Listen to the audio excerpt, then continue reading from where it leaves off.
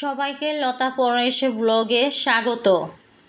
আজকে সকালে ঘুম থেকে উঠে আমি ফ্রেশ হয়ে ঘরটা সুন্দর করে ঝাড়ু দিয়ে নিয়েছি। তারপর রান্নাঘরে এসে দেখি চুলাটা মোছা ছিল না। আমি আসলে সব কাজ রাতের বেলায় গুছিয়ে রাখি। সকালবেলায় ঘুম থেকে উঠে আমার কাজ করতে তেমন ভালো লাগে না, আসলে শরীরে কুলায় না, কেমন যেন অলসতা লাগে, চোখে ঘুম ঘুম লাগে।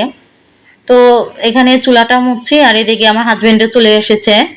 সকালবেলায় একটু আলুর জন্য বাজারে পাঠিয়েছিলাম, আলু নিয়ে এসেছে আর সাথে যে শাকটা নিয়ে এসেছে।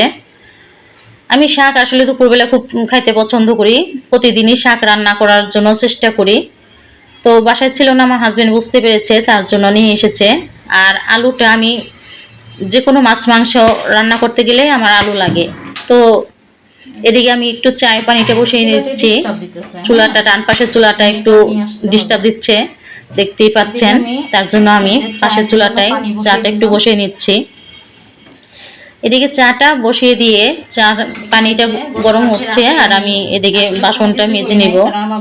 এখন বাসন মাজতে গিয়ে দেখলাম যে ভিম বারটা ফুরিয়ে গেছে, তো ঘরে লিকুইড ছিল সেটা আবার বের করে নিলাম। বাসনগুলো রাতের বাসন লিকুইড দিয়ে পানি দিয়ে একটু গুলিয়ে নিলাম।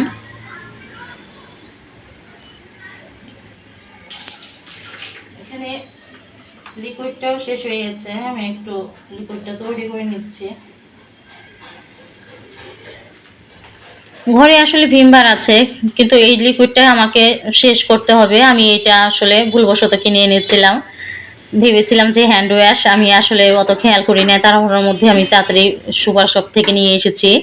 পরে যাই হোক, যেহেতু টাকা দিয়ে কিনে এনেছি আর ওইটা ফেরত দিই নাই, পরে ভাবলাম যে কয় দিনে তো শেষ হয়ে যাবে, পরে আমি আবার ভিমবারটা নিয়ে আসবো। আসলে আমার এই লিকুইডের চেয়ে ভিমবার দিয়ে বাসন মাজতে আসলে ভালো লাগে। এটা সবসময় পানি পানি থাকে, ভালো লাগে না, কেমন যেন বিরক্ত লাগে। আর বাসন মাজা শেষ হলেও ওই পানিটা আসলে রেখে দিতে হয়। আর এইভাবে পানি ঘরের মধ্যে থাকলে তো আসলে মাছি মশা জন্ম নিতে পারে, যেহেতু ঢাকা শহরে ডেঙ্গুর প্রকোপ বেশি, তার জন্য ঘর বাড়ি একটু আসলে পরিষ্কার রাখা উচিত। আর এদিকে আমি পানি জমিয়ে রাখি, তো সেই পানিটা বেশি দিন থাকে না, 2-3 দিনের মধ্যেই, 2 দিনের ভিতরে শেষ হয়ে যায়। আমি আবার পাত্রটা সুন্দর করে ধুয়ে তারপরে আবার নিই।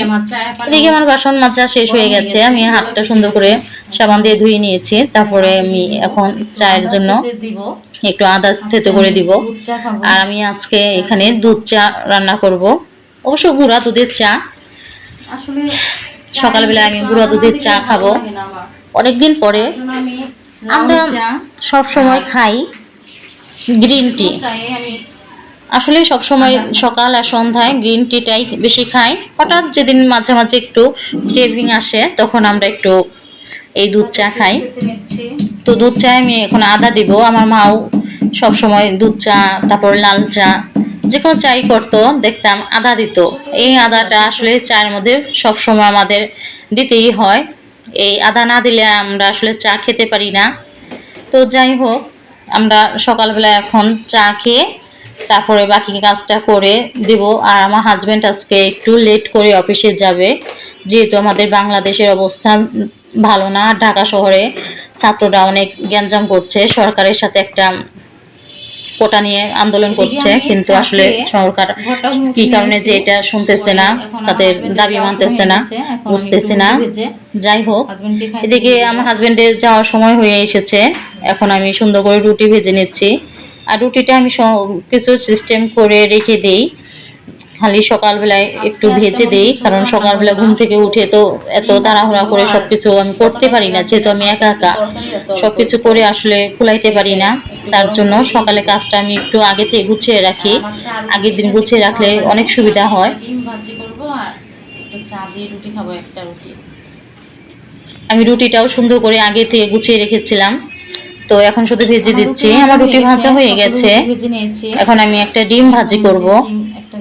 আর আগের দিনের একটু ওখানে সবজি তরকারি রয়েছে, ওইটা একটু গরম করে হাজবেন্ডকে খাইতে দিয়ে দিব। আমি এখানে একটা ডিম নিয়ে নিয়েছি। মাঝে মাঝে আমার হাজবেন্ড দুইটা দিয়ে করতে বলে, তো আজকে যেহেতু সবজি আছে তো আমি এখানে একটা ডিমটাই ফেটিয়ে নিচ্ছি।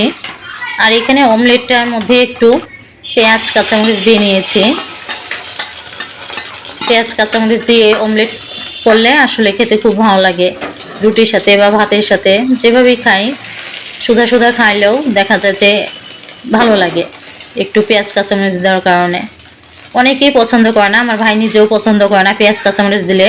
আমার ভাই যদি খায় তাহলে ওইটার মধ্যে পেঁয়াজ কাঁচামরিচ আমরা দিই না, ওর জন্য এমনি শুধু একটু লবণ দিয়ে ভাজি করে দিই। এদিকে আমার ডিম ভাজিটাও হয়ে গেছে, এখন আমি আমার হাজবেন্ডকে খাবার দিয়ে দিব।